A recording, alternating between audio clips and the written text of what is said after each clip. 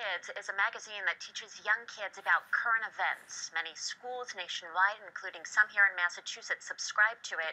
They use it as a teaching tool, but this week's issue has a section on ISIS. School psychologist Dr. Kate Roberts is here to discuss whether the topic is too much for kids in grade school. Thank you so much for being here. Thank you for having me. All right, so this issue that we're talking about is for kids in 5th and 6th grade. Should we be teaching kids who are 10, 11, and 12, should we be teaching them about ISIS and what's happening in Iraq and Syria, or is it too much? I think it probably is too much for most children that age. I think that, they might learn about it through the internet or other sources of media or just in conversation. The president had a big press conference. But I do think that schools, to be actively teaching it, the students might not have the reasoning ability to understand that it's far away, that it doesn't impact their lives, and to make that distinction. And if you catch it, I know I have the news on sometimes while I'm cooking dinner, and my 5th grader, my daughter, saw a story on the beheadings. Right.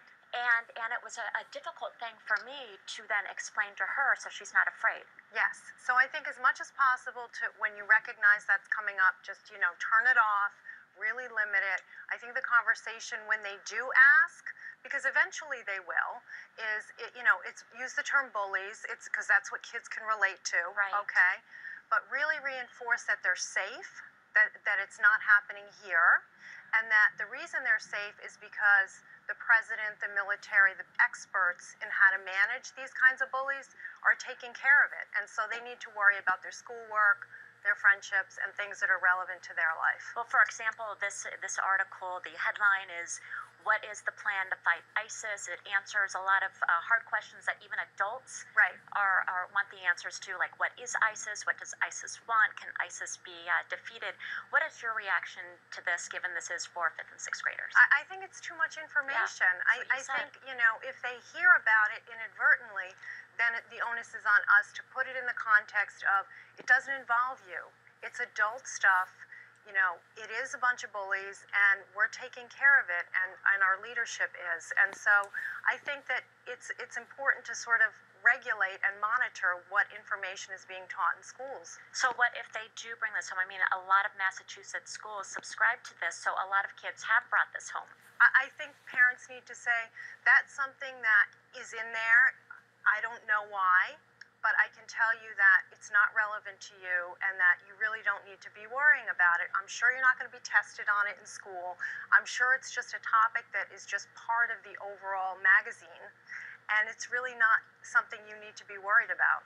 As a school psychologist, would you go into these schools and talk to the school principals and say, hey, you know what, I don't think this is a topic that's really appropriate for 10, 11, and 12-year-olds. Was that something you would do? I would definitely do that, and I would say, there's a lot of great articles in the Time for Kids, but that they need to be screened before they're distributed, because there might be these one-offs that aren't appropriate. Right.